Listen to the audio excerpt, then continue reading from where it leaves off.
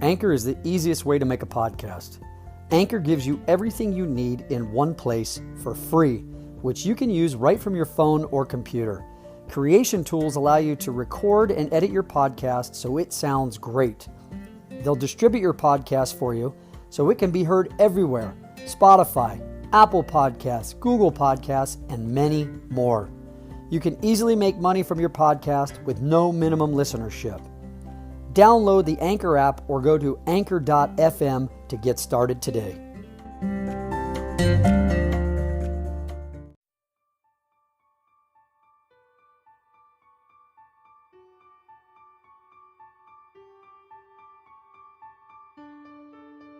I'm Michael Chabot, and I'm here to tell you that there will always be challenges in life, and in some cases, like mine, tragedies. But human beings are resilient. All you need to do is make a decision today. Follow me on this journey to hope, and together we will live, we will learn, and we will grow. And hopefully, we will find some hope in every day. Welcome to my journey to hope. So this episode is all about setting expectations and communication. And these are some of the lessons that I've learned, not only through the loss of my daughter, but also, the trials and tribulations of trying to keep a family together, trying to keep your marriage strong and support your spouse after the loss of a child. As I've talked before in previous episodes, losing your child is literally like dropping a nuclear bomb in the middle of your house. It completely explodes and destroys everything, and you have to sift through the rubble and rebuild your life piece by piece. And the hard thing about it is that even when you put it all together, there's always a piece missing, and that's your child. And, I read something recently that basically talks about you really truly can never move forward. You can do your best, you can do all the things, but that heaviness will always remain in your heart. And I would say that I believe that to an extent. Look, the reality is that I know that there'll always be sadness in my heart for the loss of my daughter. How could there not be? Our children are a part of us, right? I read something somewhere that says that when you have a child, your heart goes from being on the inside of your body to the outside. And I think anybody who listens to this who has children would understand and agree with that comment. So for me, obviously, look, I'm doing everything that I possibly can, trying to learn, trying to grow, trying to lead, trying to support, trying to love, everybody in my life, in my family, and allowing each one of us to go through this journey separately, but trying to help. But I know no matter what, whether it's 1 year, 10 years, 20 years, 30 years, I will miss my daughter until I take the last breath on this earth. And it's interesting because I've thought about that. I used to be afraid of death, and I've heard so many parents who've lost children say, I used to be afraid of death and I'm not anymore because I know that when I leave this earth that I'll be reunited with my child. And there's definitely that thought, it goes through your mind, right? It definitely is something you think about more. For me, I think it's half and half, right? Of course I want to see my daughter again. Of course I want to be with her again. But I have 2 other beautiful children that I love dearly with all my heart, that I want to be here for and see them grow and prosper and create their own lives and hopefully learn a little something from their old man along the way. And of course, I have an amazing wife who I love dearly, who I want to help to move forward and to experience life post-tragedy. And so, I think that's where I'll kind of transition. And communication is a big thing in every relationship that we have, whether it's business, personal, with our friends, with our family, with our spouses or significant others. And it's funny because my wife and I have been through individual therapy and even marriage counseling because the death of a child puts so much strain on your marriage. We all know that relationships in themselves, they're hard work. They're not easy. They take work. They take time and compassion and being aware of other people's feelings and, not only catering to your own wants and needs all the time. You have to make sacrifices, right? We all know this. This is what relationships are about. This is truly the meaning of love. You have to make sacrifices. You have to put somebody else's wants and needs in front of your own sometimes. And I talked about it in the last episode. My buddy Daryl, he says, it's 70% of the time you're responsible to make the other person in the relationship happy. And, I've really tried to do that. And I think it's made a big difference in my relationships and especially my marriage. I was talking to my buddy the other day and I said, one thing that I found is that, he and I are very similar. We had very similar upbringings as children. I love my dad dearly, but, my dad was fighting his own demons, his own battles, as I've talked in a previous episode. He was an alcoholic, and his anger and his unhappiness, unfortunately, a lot of the time was brought out on me. And I've forgiven him and we're good. We love each other very much. We have a great relationship now. So I'm not bashing my dad. He's a great guy. He just didn't have this podcast. He didn't have the people that I listen to now to help him. And it's amazing. So my buddy and I, we had a very similar upbringing. And I said, what our upbringing did to us is that we don't show our vulnerability because we see that as weakness. We wear a mask, and I talked about wearing masks, and we always wear a mask like out in public with friends. We don't show our vulnerability. We don't show who we really are. And he's a big guy, but he's got a warm heart. He is the most kind, loving, caring guy you'd ever meet when he takes off his mask. And I told him, I said, I've noticed that since I started doing this podcast and really allowed myself to be vulnerable to the world. Not that the world is listening to this, but the people that are, I've become extremely vulnerable. I've let it all hang out, shown my true feelings and my inner self. And it's scary, but it's also, it's very, I guess, freeing, if that's a word, but it just feels good to take off the mask, and be who I really am and show that I am a vulnerable guy. Yeah, I'm a tough guy too, but I'm vulnerable. And I have feelings, and I like to share them. And it's interesting because in doing that, it's really helped my relationship with my wife, because I think prior to that, the biggest problem in our relationship is that I wasn't vulnerable. I didn't want to show weakness with my wife. And I know people say, that's crazy, she's your wife.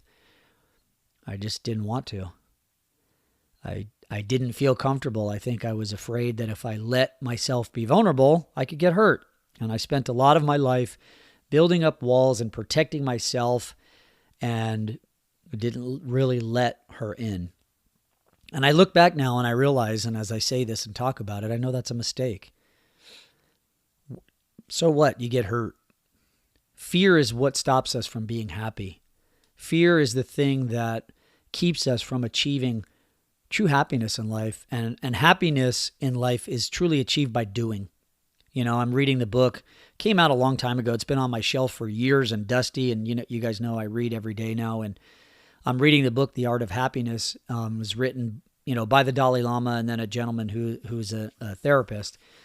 And it's all about happiness. And it goes right in line with everything I've been saying. And the guys that I listen to, like Andy Frisella and Ed Milet and Tom Bilyeu and others, is that happiness is achieved by doing, by accomplishing. It's not achieved by sitting on the couch and watching TV. In the moment, it might feel good because you're escaping your problems. But in the end, when you lay on the couch and you watch TV and you eat crappy food, you feel worse. You feel worse about yourself because in your mind, you're letting yourself down. We're back at the hockey season again, and we're 4 practices in, and I've got a great group of kids who I absolutely love, and it is pretty awesome to be able to be in front of them and to lead and to teach them the things that I'm learning. And I told them the other day, we had a practice where they were unfocused and they just kind of went through the practice. And I said, look, guys, you got to make the most of every opportunity. And it starts here. You got to come in the room and be focused, and you got to push yourself. Don't worry about what your teammates are doing. Push yourself. Focus on the details. on the little things. That's what's going to make you great. And I looked around the room and I said, look, every one of you has greatness inside of you. There's greatness in everyone in this room. We're all born with it. It's our choice to bring it out. It's our choice to go in and find it. And it's scary because you got to push yourself. And I find myself sometimes like having out-of-body experiences because I'm thinking to myself, damn, I wish somebody would have told me that when I was 14. Hey, Michael, there's greatness inside of you. Think about that for a minute. Those of us that struggle with confidence, with all those things, think about had somebody told you at 10, 11, 12, 13, 14 years old, hey, there's greatness inside of you. And it's your job to pull it out. And I'm going to help you find it. I'm going to teach you the things that I've learned to pull that greatness out with you. How awesome is that? Anyway, I just wanted to share. I get so excited about this journey that I'm on. And again, it goes back to my daughter, Gabriella. She gave me the greatest gift in the world, which is this journey. Yes, this journey has tears all along this path, but it also has hope. It has love. And there is some happiness in it because there's growth. And I walk with her and God as I go down this journey. So I know I kind of got away from my point that I was trying to make, but I think it's important. So I want to go back to communication. It's interesting. Some of the things that I've learned through marriage counseling and communicating with my wife, and this translates into everything else, is it goes back to being vulnerable. It goes back to taking off your mask instead of lashing out and saying, you don't do this and you do that and you do this, right? Instead of attacking somebody and putting them on the defensive. And this is what the marriage counselor said to me once. She said, what if Janice came to you, and that's my wife, what if she came to you and said, Michael, when you do this, I feel scared. I feel afraid that you're going to leave, or I feel, sad that this happened or that happened, right? And in those moments I go, wow, if she communicated it to me like that, I would take a pause and be like, wow. Instead of getting defensive, I'd be like, I'm so sorry. I never meant to make you feel that way. And see, that's what the right communication can do. That's what being vulnerable and taking off your mask and being in touch with your feelings and communicating them effectively can do. It can diffuse a situation, whether it's at work, at home, with your child, with your parent. If you're a kid listening to this, right? Instead of lashing out, just communicate and say, this is how it makes me feel when you do that. This is how it makes me feel when you say that. You could do it with your boss. Hey, boss, do you mind if we talk? When you do this, it makes me feel like this. I love working here. I love working for you. But when you say this, this is how I feel, right? You have to do it. Life is too short, as I know. I talked about it in my last episode. There is no tomorrow. The only thing that's guaranteed is right now, today. Tomorrow is not a guarantee, even though we all feel like it is. Because in our brains, for some reason, we don't see today as a blessing and an opportunity. We just see it as another day to get through to the weekend, right? So communication is so important. Communicating effectively. You have to talk about your wants, your needs, right? You have to tell people how you're feeling. What's going on inside you. If you're a kid listening to this, I know some of the players that I coach listen to this. You got to learn how to communicate with mom and dad or your siblings, right? You've got to learn to share what's going on inside you. And it's scary. It's very scary. But the alternative is even scarier, because if you hold all that stuff inside and you don't learn to communicate and you don't learn to talk, and this goes for everybody, makes you sick. Makes you sick physically. There's millions of studies. Holding everything in makes you sick. And it's not good for the mind. It goes back to that confidence. And the more you do it, the better you get. I talk about fear. The day I sat down in my daughter's bedroom to record the first episode of this podcast, A Tragedy, I was scared shitless. I was shaking in my shoes. It was tough. But I got through it, and I felt great that I finally got it out.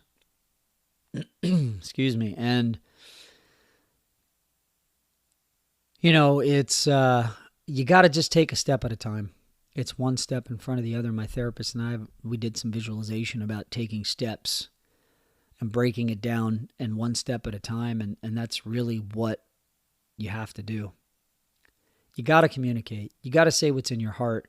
But you got to take that breath, especially in relationships. Those of us that are married or in, serious relationships, sometimes that other person just does something that pisses you off, right? And just instead of lashing out at them, take a breath and say, when you do that, it really hurts me and it makes me feel scared, or it makes me feel unloved, or it makes me feel whatever it is that you truly feel.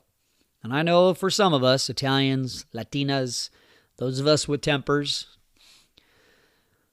it's hard. But, it's helped my wife and I a lot. And hey, I'm married to a Latina redhead from New York. That's like the triple threat, right? And she's learned to say, honey, when you do that, or you say that, or you do this is how it makes me feel. And it stops me in my tracks. And I go, wow, you know what, honey? I'm really sorry. I didn't know I was making you feel that way. So communication is key. We all know it. There's been books written on it.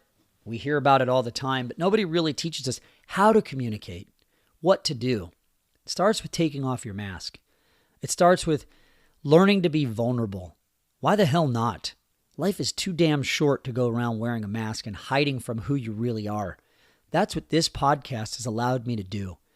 It's allowed me to be Michael. My therapist and I talked about it last week. It's allowed me to get in touch with little Michael. Because when I was a boy, I was vulnerable. And I was really, really happy being that way. And as I got older and life kicked me in the teeth a few times, I decided not to show any emotion, not to show any vulnerability. And now I say, screw that. This is what you get. And if you don't like it, that's your own fault. You deal with it. I've taken my mask off.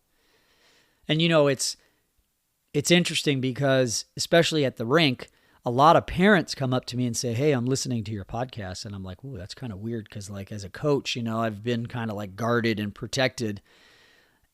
And in the past, it would have not made me happy at all. But now I'm like, you know what? I want everybody to know my story.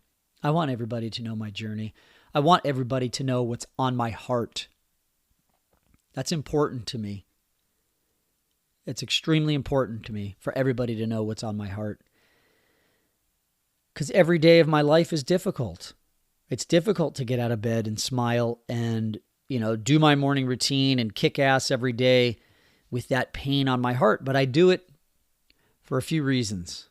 For myself, for my daughter Gabriella, for my 2 children that are surviving and thriving, and for my wife. That's why I do it.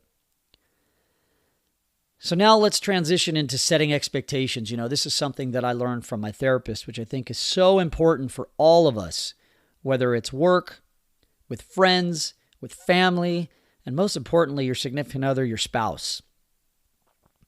This is huge, right?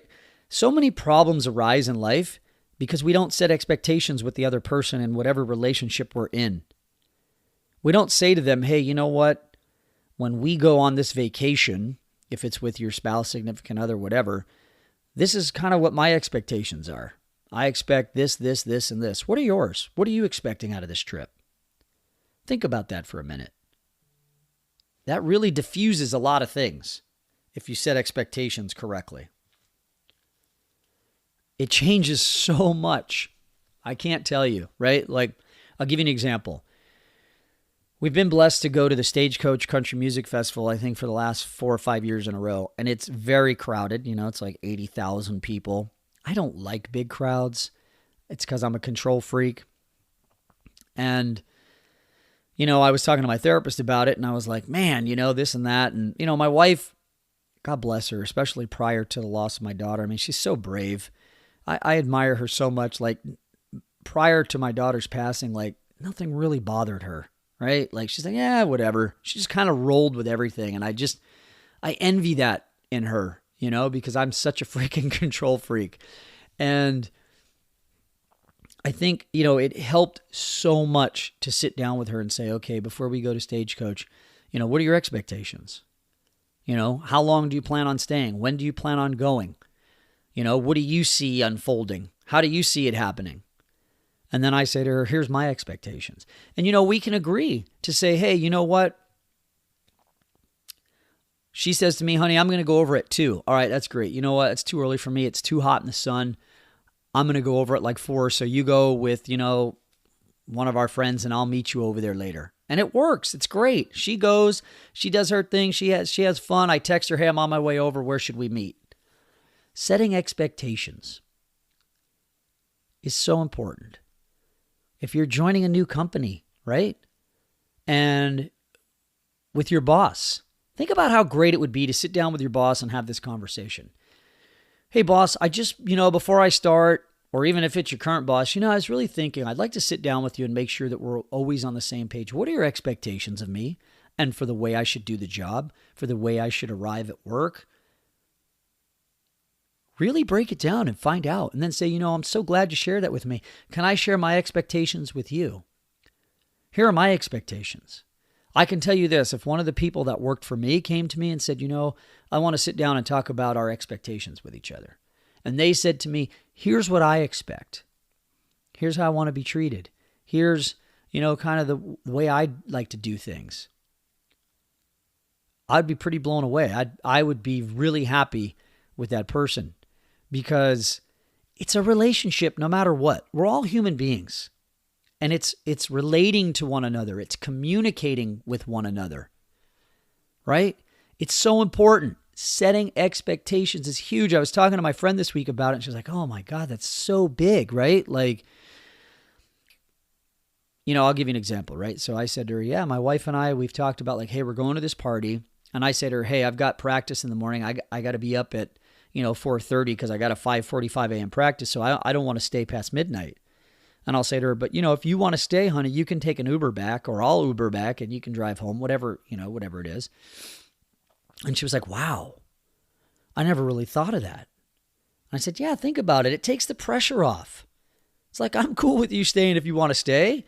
I'm going to go home. I think what it's about is not exercising your will over somebody else, right? It's like, hey, here are my expectations. What are yours? All right, cool. Now let's talk about them and let's come to an agreement, right? Like, I'll give you an example. On vacation, my wife likes to go on excursions. She likes to explore. She likes to do things. I like to lay on the beach with a cocktail in my hand, right? I just want to chill, swim in the ocean if I'm, somewhere tropical, do some stand-up paddleboarding. If I'm on a ski trip, I just want to ski. And so we set expectations. We agree. X amount of days of laying on the beach, X amount of days of doing excursions, X amount of days of skiing, right? Goes back to what I said earlier. It's all about compromise. It's all about communication. If you can master these things in your life, it'll take you places you've never dreamed of. You've got to communicate what you want. You've got to be able to ask for it. You've got to be able to take off your mask. Got to be able to be vulnerable. You got to be able to be that person who you really are underneath all the crap, who maybe we think social media wants us to be, right? And look, social media to me is a blessing and a curse at the same time, right? It's a blessing because we can be in touch with friends and family members that we don't get to see or maybe haven't seen in years, and we still get to stay connected and feel a part of their lives. But I think it's also a curse because, number one, we get incredibly addicted to it, and instead of living our own lives, we're living through others. And then I think what happens is others kind of pretend that their life is maybe a little bit better than it really is, or show things that, they think the world wants to see instead of just being real. Just be real. There's so much freedom in being who you really are underneath all the crap. The last thing I will talk about here, something that my therapist and I discussed recently, is emotional discomfort. And that's a big thing because emotional discomfort is all around not wanting to feel the pain, not wanting to face the things in our lives, right? Trust me, doing this podcast creates emotional discomfort. Every time I come into my daughter's bedroom, I see her clothes. It still smells like her. I'll find a hair of her somewhere in the room. on her nightstand still has all of her stuff. We haven't touched it. Can't quite bring ourselves to do it yet. That creates emotional discomfort. But I can tell you, as I've said throughout this episode, emotional discomfort and facing your fears and getting in touch with those emotions and feeling them and breathing through them, that's where freedom comes. You can't continue to swallow your pain. God knows that I did it for years. For years. Let me tell you, when my dad and I sat down to do our therapy, I was scared shitless. It was rough. I felt, here I am in my 40s and I felt like I was a little boy. I felt like I was 6 years old. And to sit there with my dad and, have my therapist say, hey, Michael wanted you here today because this is how he feels and, this, that, and the other thing. And my dad looked at me with tears in his eyes and he just said, I'm sorry. I was an alcoholic. I don't remember most of it. And in that moment, 40 plus years of shit floated off my back. And I have so much respect for my dad because, he looked me in the eye and said, I'm sorry. I'm really sorry. I didn't, know what I was doing. And I think as adults, we all realize, man, we make a lot of mistakes, but own up to them. Take responsibility for your actions. And, it's just another step in the journey. And it's all about, and it's all for my Gabriella. That's why I'm here. And I just want to thank you all. I continue to receive just amazing feedback. It's so humbling, some of the feedback that I get.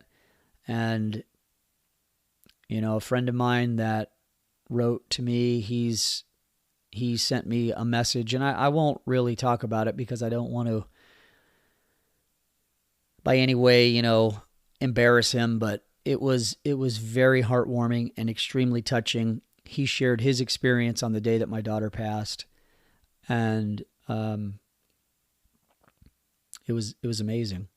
It was really, truly amazing. And I'll wrap up with this and say there's days that, when I hear the words come out of my mouth about my daughter and her passing, it still seems like an out-of-body experience. Like, did this really happen? And yes, it did. And there's that emotional discomfort, right? It did happen.